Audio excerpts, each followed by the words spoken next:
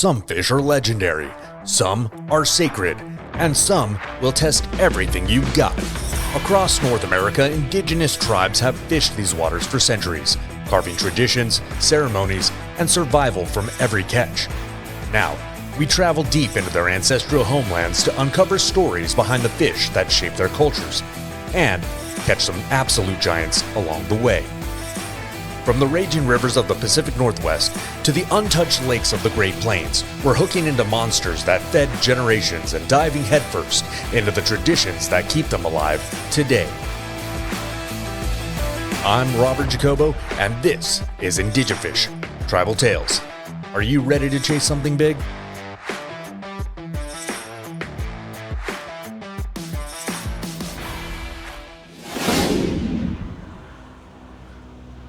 I didn't even realize. I wasn't recording that for a second. I'm recording on this side, which is good.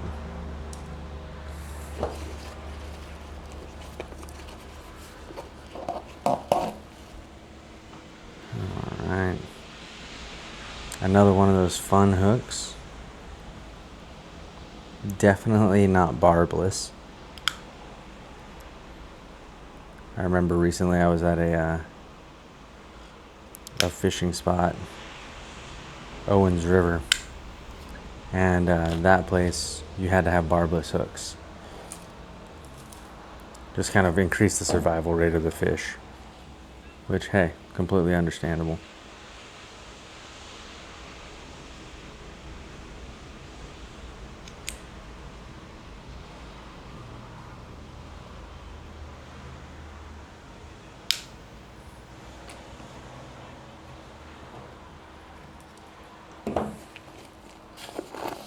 Got ourselves some scissors. We can even use them on a lot of the stuff here. Maybe not. Not as well as the pliers anyways. So we'll go ahead and set those off to the side. Just want to make sure you're being careful. Right? You don't want to necessarily reach in your bag and get a hook in your hand. Right? Because that would not be very pleasant. Now, I think I lose more hooks in my bag than I do to fish, to be honest. Like, I would have to say it's probably a staggering number.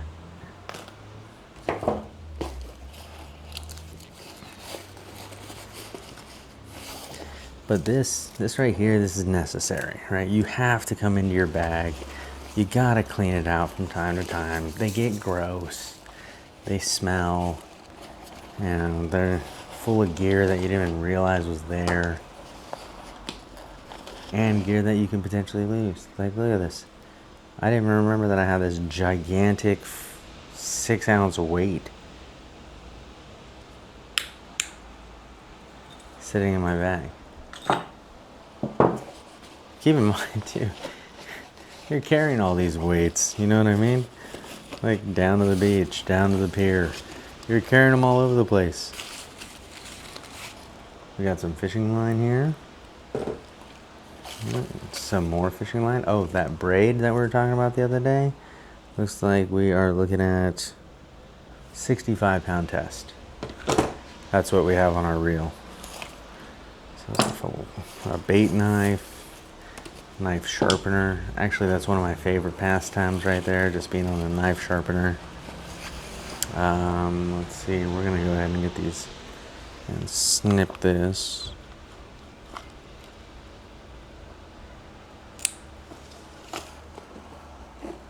So that way we can pull it through. That was actually hanging out of my bag for the past couple days, and I just didn't take the time to actually take it off. Alright, we got ourselves another spool of line. These are 20-pound test lines. I have some 6-pound tests now. This is more so when we're fishing at the harbor and stuff. It's not necessarily like we're going out to the surf and fishing with 6-pound tests. Wouldn't necessarily be the most beneficial thing on the planet. Fish would rip right through this. With some of the power that I've felt on some of these fish, it would definitely rip right through. So we got ourselves another rat's nest here, and it's like, this is like the real catch, you know what I mean? Like when you go out and you're just like, oh man, that's so cool, we have all this gear. You know, you see those YouTube videos where they're like, this is the real catch, and they pull up like 30 lures. You know, this is like awesome because you're pulling up a whole bunch of hooks and stuff that you thought were lost. You thought, oh man, like, I guess I ran out of those hooks. But reality sets in and nope, they're just sitting in your fishing bag at the bottom of the fishing bag, collecting sand and getting rusted.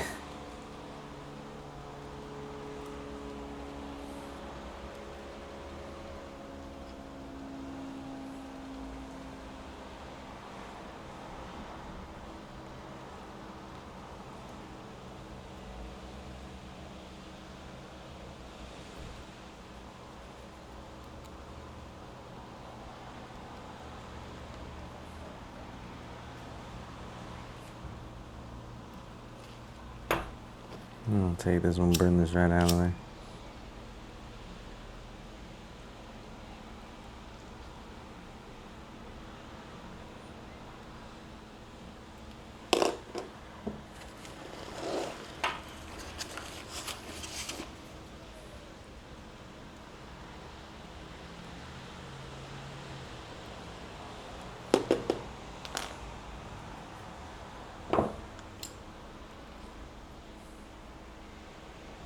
And there's so many swivels in here.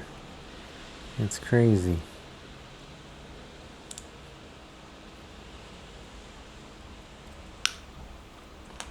That one's got a snell on it. And I'll just come back and I'll attack that later.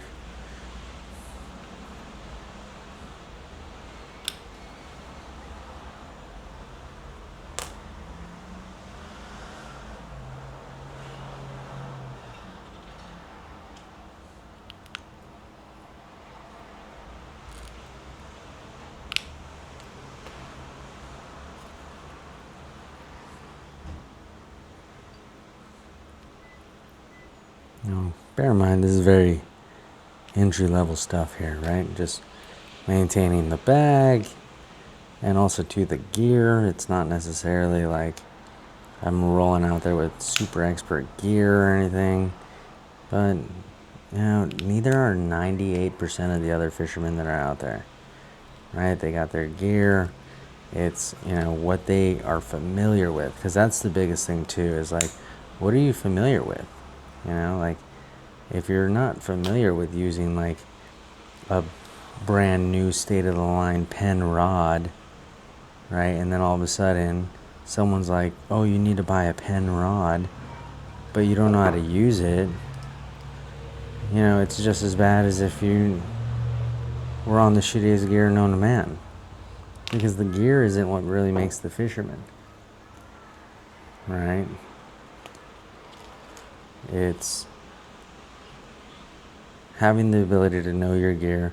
Like when I'm standing in the surf, I'm actually thinking about how the gear feels, right? I know, you know, what a certain movement on my rod feels like or anything like that, right? Like it's not like a mystery to me.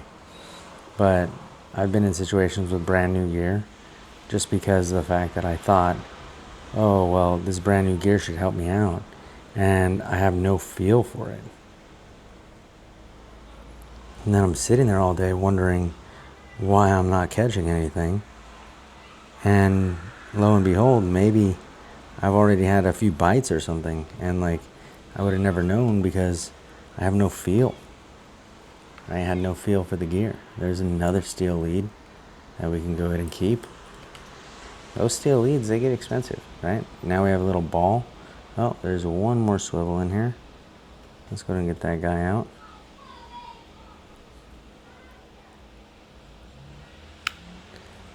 And these little needle nose pliers, these are actually pretty cool. I've never really seen them before. Looks like the grease it's pretty well greased in there. What do you think? Do we keep them? I think we keep the plastic. Let's go ahead and throw this little bunch away. All right, what else we have in here? We got some more braid. All right. We got another clump of stuff. Some trash. See, like this. That's old squid juice. We got some stoppers there. We got any more hooks in this sand? All right, what do we have in here?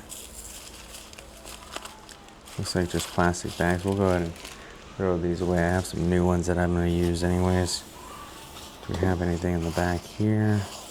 Once again, just being careful as we put our hands in there, as you never know what's in the bag, right? Do we have anything in the back here? No. And I think that's good for secret compartment. So I'm going to go dump some of the sand outside.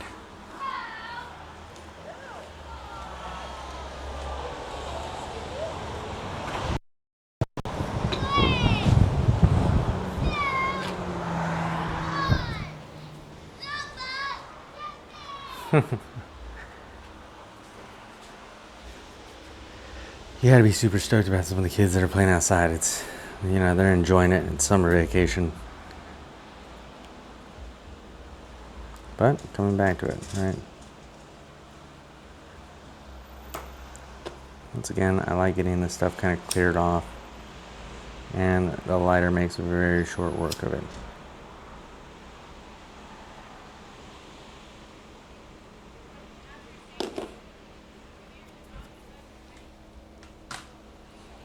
We still have some more hooks down here, right? A lot of stuff that we can salvage. And our mission tonight, because we did accomplish our mission from yesterday. We went down, we got the sand crabs, and, you know, we did our thing. So now, our mission tonight is pier fishing, right? What can we catch down at the pier? And so we get to graduate up to some different bait. And so today we're going to use some squid, right? So squid, now here's the thing with me and the pier. I was down there, and the last time I was down there, it was during this concert time, and it was in front of everyone. There had to be like maybe 200 people there. And anyways, I'm there. And there's a bunch of people fishing on the pier, by the way. And so I was just like, you know what? Big bait, big fish. Let me just go ahead, instead of putting, you know, a little piece of squid on my line, I'm going to put a big piece of squid on my line, right? The whole squid. And so I went ahead and did that. Well, about 20 minutes in, something grabs my line, just boom, hits it, right? And I have no clue what this could be. And so I'm reeling, and actually I think that's where I might have broken the mechanism that was inside the reel, the dowel reel, because I remember reeling. Don't want that on the floor. That would definitely be a sharp one, right? Anyways, I'm reeling, and this thing is just ripping me into the pier, and then it broke my line on the stands, right, on the mussels, and so it's the one that got away. Anyways, but we're gonna see if we can't redeem ourselves tonight on the pier and see if we can't get something going. So what we'll do is we'll use squid. We might have to run down there and go grab some before they close up shop. Wow, we definitely collected a lot of gear out of there. saved a lot of leads as well.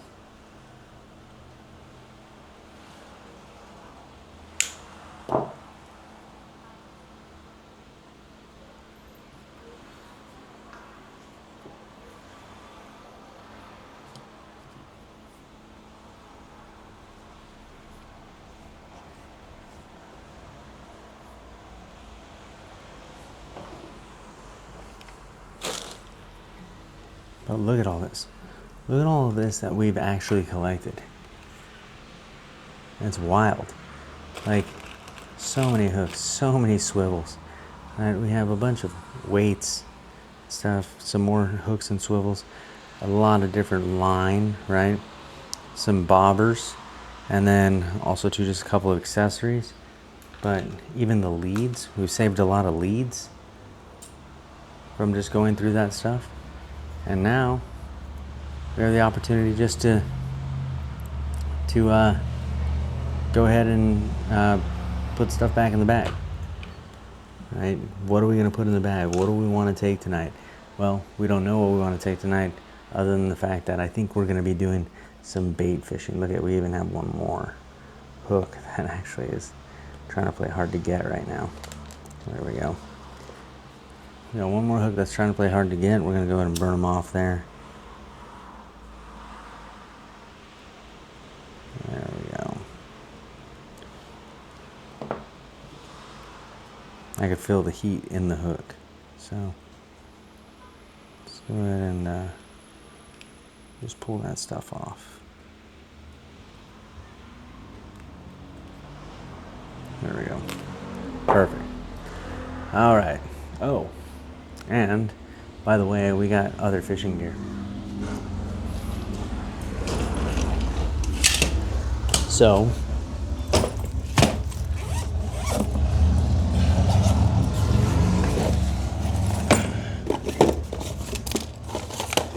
when we went to Arizona, we took some of our fishing gear from here to there as well.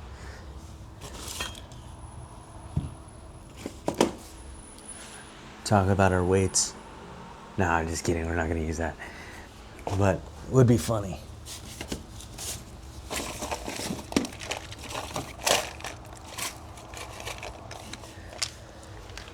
Some more fishing line as well.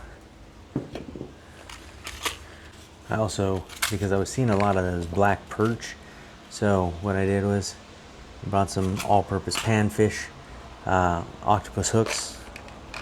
Right, a couple more things of hooks. And actually, what I really love about these, and what we're going to do, is we're going to use these to go ahead and put it into our vest, right? Because that's where these go. We're going to make sure that we customize it for our particular area of fishing. We're going to go for the pier. We want to make sure that we customize our boxes for the pier, right? So that's what we want to do. It doesn't need to be just stuffed with a bunch of random stuff. We have some egg sinkers as well if we want to go ahead and tie up some Carolina rigs, or maybe even some worm rigs or anything like that. But since we're going to be fishing at night, it's a lot easier for me to just go ahead and use bait, cast it out there, let it sit, see what happens, right? So a lot of this other stuff, these are just baskets that you get at Walmart. Man, these things work wonders. Look at, we go ahead and have some 8-pound vanishing fluorocarbon line that comes in here, right? Just regular bass setups. You know, and you can use these things in the ocean. We even have ourselves another steel lead. You know, bobbers and stuff like that. We have some rubber bands. These actually can come in handy pretty well if you want to go ahead and secure your bait on there. So we'll go ahead and keep that in consideration. We have a couple of hooks that are already set up with snell knots, a couple leads. I typically don't like to use those because they get tangled up so much. A lot of times when you're buying them, right, they're stored like that. So as soon as you unwrap them, there's so much memory in the line that it doesn't even matter, because it's so tangled up that you're just like, whatever. All right, and then we're gonna organize this box as well. So we have a couple of different things here. We have ourselves some, you know, top water lures. These things are gonna be on the top water.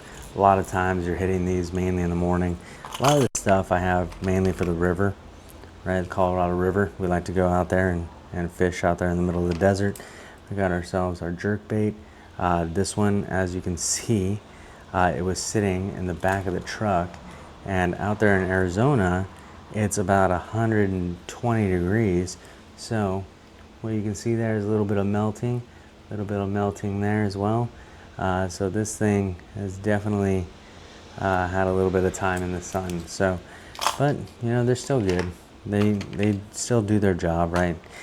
Main job of those things is that they're going to go ahead and make a lot of noise. Here we have some swim baits, right? We could set these things up with an egg sinker. We can also set these things up with like a lead head jig, right? So we want to have a lead head on there, have it swimming through.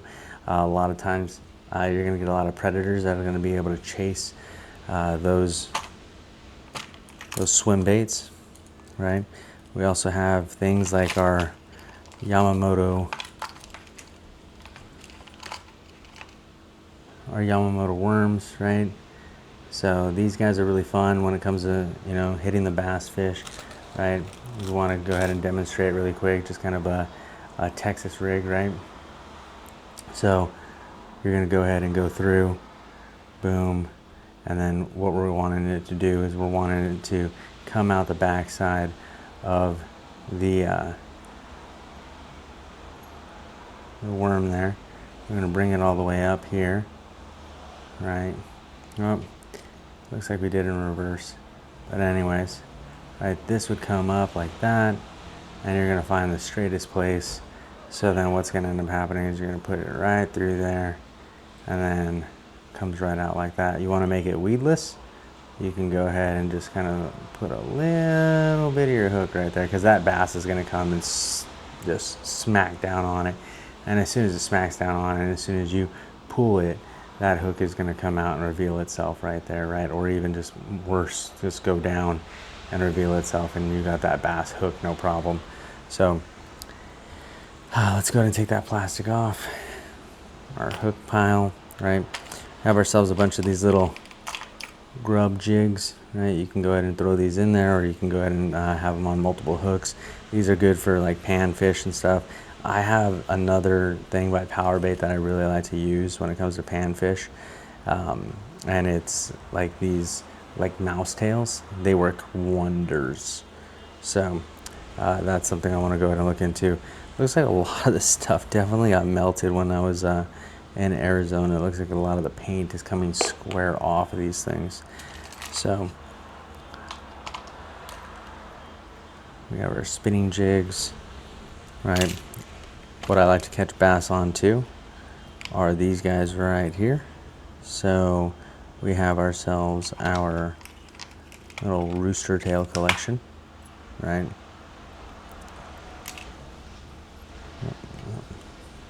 And I have one already on my pole, but that one's at home, so in Arizona.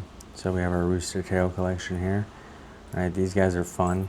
They do spin really well in the water, and for this size in particular, right? So you have the smaller size, and then you have the bigger size. This bigger size, this tube, oh my gosh, it works wonders, especially when you're casting. Right, when you're casting, those things go pretty far. Look at this thing. This is the dangers of actually cleaning out your bag in a responsible manner. You tend to get hooked sometimes, but hey, it is what it is. Luckily, it was nothing worse than that. Right, so we're gonna go ahead and clean this box out for the most part. Right, kind of take it for what it is. Look at, wow, a actual Snell preset that is not already tangled up.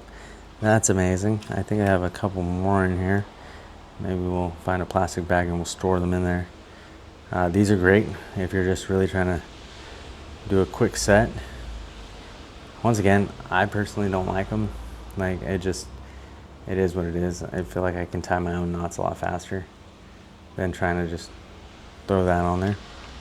Because like, even if you like throw it on, right? Like say you put it through the loop and then you're just like that, and you're just, okay, I'm gonna cinch it down and then go from there, right? It cinches down, but then it starts being like that, and it's just not really a good set, right? And then what you have is you have these lines rubbing on themselves and all kinds of different stuff. So anyways, like I said, this is not the expert of all experts fishing box here, right? Like this isn't like you're going to be sponsored by Bass Pro. So hey, if any of you guys want to throw out some fishing lures or rigs or whatever, you know, and have me test them out here, you let me know. I'm more than happy to do that. It'd be a lot of fun. Let's see. Okay, so we have a bunch of hooks here. These things are kind of like a standard issue, just kind of like a J hook, nothing too crazy. I personally like J hooks. They're circle hooks. They're a lot easier to work with. Sometimes these Texas rig hooks, it's like, I mean, they're just so big and bulky that like it just doesn't, like, you really have to like set the hook. Like with a circle hook, it's meant to go in their mouth and then pop back out.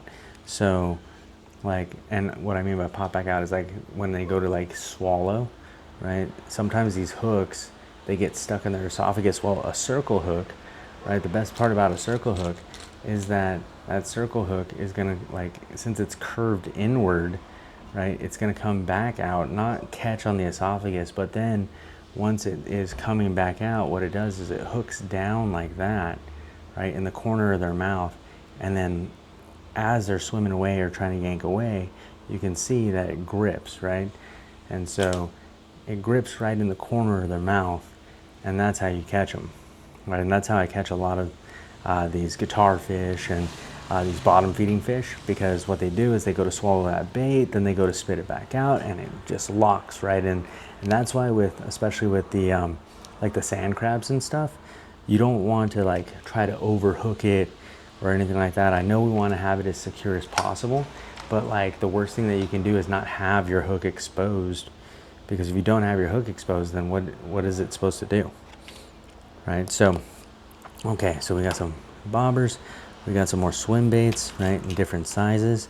Let's go ahead and get some of these things organized here, right? And I don't really mind organizing them by color and stuff like that. I do if, like, say all I had was swim baits, but since this is kind of like a multi-unit, multi-jig box, right, I'm gonna go ahead and put some of the things together, you know, like some of these Yamamotos. This one can go. I think I might have left some of my Yamamotos back in Arizona, as far as the fresh pack. All right, swim bait there. This is more so a grub jig. I'd go with this one here. We'll do grub jig there. Oh, tubes. We got tubes as well. Right. And the one thing I do like to keep kind of organized is going to be my hooks. Right, so I like to keep my hooks kind of like relatively in the same position, unless they're already kind of set up, right? So if they're already set up, there's nothing I can really do with it. Then I just go ahead and let it do its thing. And also too, guys, don't be afraid. Like, you don't have to be an expert at getting gear, right? Like, it doesn't, like, you don't have to go out and buy the most expensive gear on the face of the earth, right? I was just in Arizona a couple days ago, and I had myself a blast, and I'll show you the spinner that I had a blast with, right? So I had a blast utilizing this spinner right here. Now, did it catch every single time? No, it didn't catch every single time. Relatively lightweight in the water, right? And it kind of would twist my line because it didn't spin very well. But at the same time, what it did was it provided a lot of shine, it provided vibration. And so what ended up happening was it caught 2 fish when I was in Arizona, no problem, right? So, and guess where that came from? Temu, of all places, right? So you have a Temu spinner, right, versus something like a Castmaster, right? And they're making a lot of money off their name, but this is just like a regular spoon, right? It's just there to provide some shine, right? If they're hungry, we can tempt them with some grub jigs there. We're gonna throw some plastics, so it's kind of like all in this central spot, we'll put these swim baits in their own slot there. Okay. And then we'll put these guys. We have a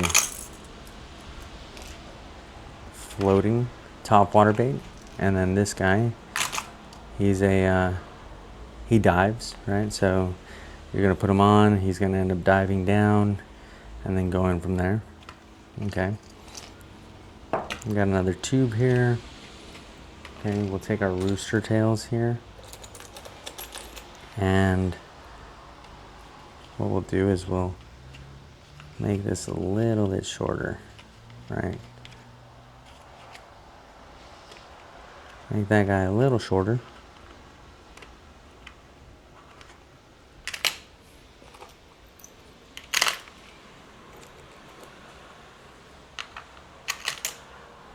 That way we can fit all of our rooster tails and spinning jigs there. Once again, I'm going to keep my hooks out that way. Let's go ahead and take these J hooks out as well. We got ourselves another. And what we'll do with these is we'll actually put these in here. So this one was once filled with eagle claw stuff, right? And we can actually, because this is actually a good spot, let's take all of our circle hooks.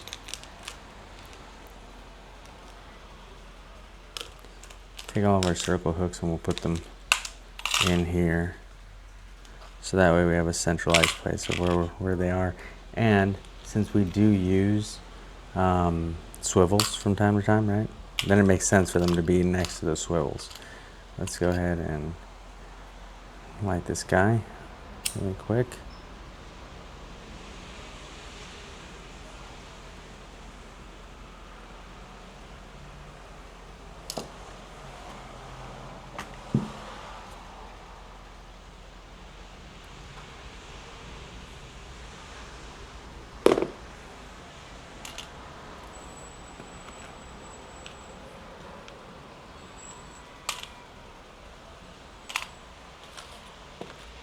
What I tend not to use a lot of right now is going to be like my bass hooks, right? Like I don't use a lot of those because I'm not fishing for bass out here in the ocean. I'm just fishing for, you know, whatever's going to eat my bait. So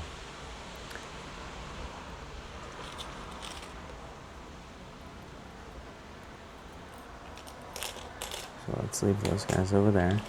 We have some J hooks there, and then we have a bunch of swivels. So let's go ahead and put our swivels away. We have some lead heads as well. All right.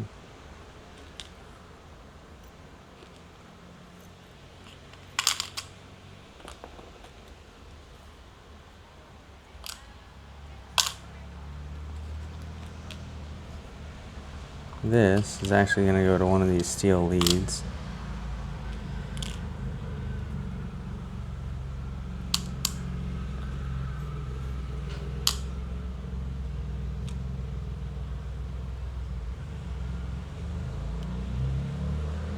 So what we'll do is we'll go ahead and reattach the steel lead that's missing it. It's not that one. I wonder how many of these steel leads I'm going to grab before I actually grab the right one. Here we go. And that was 3.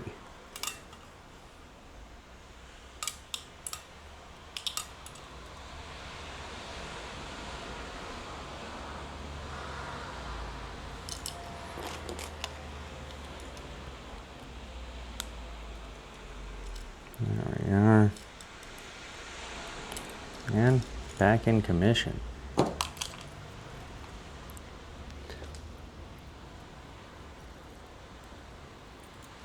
So let's try to keep these guys all together, to be honest. Because we might want to use steel leads, right, down by the pier and stuff. Just because, you know, you have a lot stronger fish that are kind of coming through that channel, and they're eating a lot bigger bait. And also too, I was just told by one of our family friends that there's like pinback sharks that are over there, right? Or dogfish. So they like to hunt in schools and stuff, and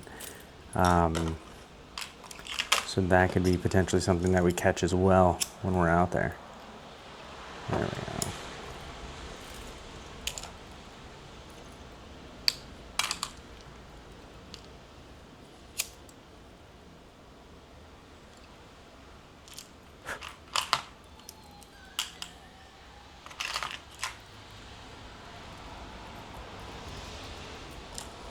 And then what we'll do with these steel leads is we'll actually get a plastic bag.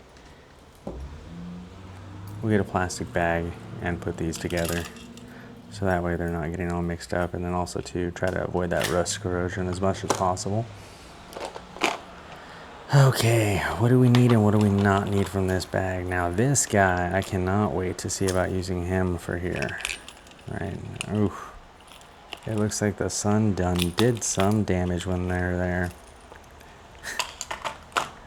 So I have this swim bait, which is meant to mimic a small minnow, right? But I don't know if it's going to be mimicking anymore. We could still keep it. This little minnow can go. He's just full sticky. This guy, he's lost a little bit of his luster, but I think he'll still swim good.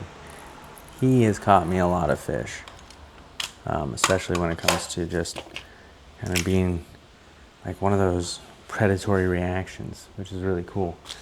We'll go ahead and put some rubber bands down in here.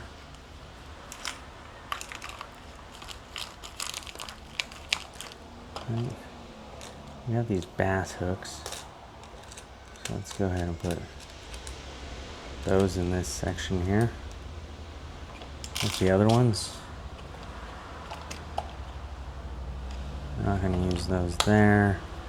Weight wise, let's keep the weights all in one area, which actually happens to be this particular one.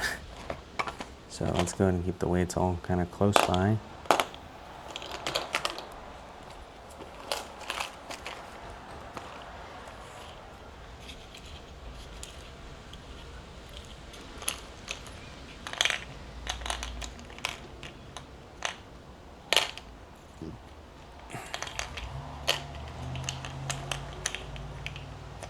This is a very therapeutic thing too. I mean, like I could literally sit here for hours and just go over gear. Like it's almost as cool as fishing. Oh, and since we have hooks in this general area, let's go and put some J hooks in here.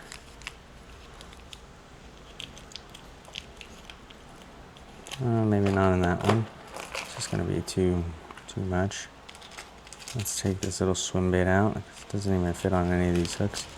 We'll put one pack there and one pack right on top of it. Let's take these hooks out of here. Let's organize that up a little bit more. Take that little grub, put that in with our other plastics.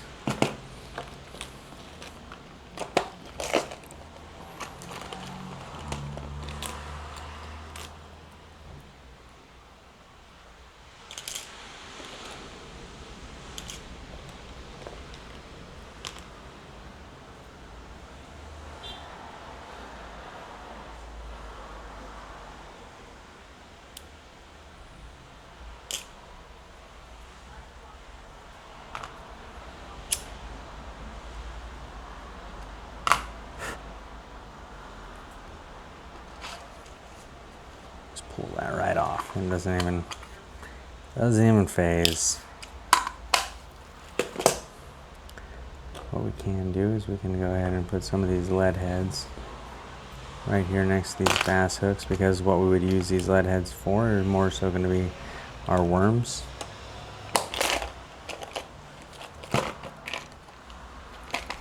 There's some smaller panfish hooks over here. We can go ahead and use this octopus hook and put this over here. Right, it's not going to be perfect just yet, right? We're not even close to exactly what we want it to be, but we're getting there. That's the biggest thing. Fish scaler, I mean, I guess, yeah, you can take it with you. So we're gonna close this one up, right? I don't really use these. They come with like an abundance of that stuff. So, and also we can start to organize that other basket as well. Especially if we're going to be out here in the ocean, we don't need a lot of bass gear, right? So here we go with some snells that are already pre-loaded for us. We can go ahead and stick these.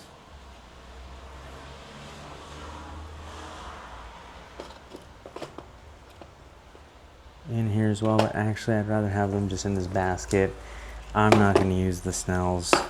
I don't really like the pre-made snells. We'll just go ahead and put them in there with their snelly partners. There we go. Let's go ahead and clean that up. We don't want that plastic because it's all melted. We have some more fishing line there. Now, when we get back to it, what we're going to do is we're going to come back to these and kind of organize them a little bit better. So that way we can go ahead and make sure that we have all the stuff that we're going to need. How about this? Since we're already here, what we'll do is we'll go ahead and dump these pan fishing hooks in there so we can discard that. Those are definitely great for some perch. We're gonna go ahead and keep these organized over this way. This guy is definitely something I like. Let's go ahead and keep him close by because what he provides is a little stopper, right? I like the little stopper to be able to kind of put things on like this. And what you do is now this has the ability to float up and down, go in up and down your line. You could literally set it to where it drops 30 feet, but with a regular standard bobber like this, everything is locked into place, right? So everything is locked right here. So like you can't actually adjust. So you can throw it out, 100 yards, and with this, it's gonna sit, at that predetermined distance. Whereas here, if I use those stoppers, then I can just have it reeled in and it'll go as far as I want it to go. And then this will allow the weight to drop until it hits that stopper. So, you could be sitting on a bobber that has a line below it that's going down, an infinite amount of distance to be able to catch fish or put that bait right in the target areas, right? So, anyways, guys, that's kind of how I walk through organizing my stuff. It's nothing too crazy. It's nothing too complicated. And it's relatively enjoyable, especially when you kind of get into a meditative practice with it, right? And so now we've been doing this for 45 minutes almost, and it's been kind of fun, and it's been ability to just clear my head, get things organized, realize that I actually have a lot more gear than I thought, especially when it comes to things like hooks, right? Because that is my main thing is, I need to have the right hooks. I need to make sure that I have the right equipment when I go out there, even though some of the equipment that I use is relatively bare minimum. So anyways, guys, I'm gonna get going and we're gonna go ahead and prep out a little bit more for tonight. And what we're gonna be fishing for is gonna be something a little bit bigger over at the Redondo Pier. So anyways, I will talk to you guys soon. Take care.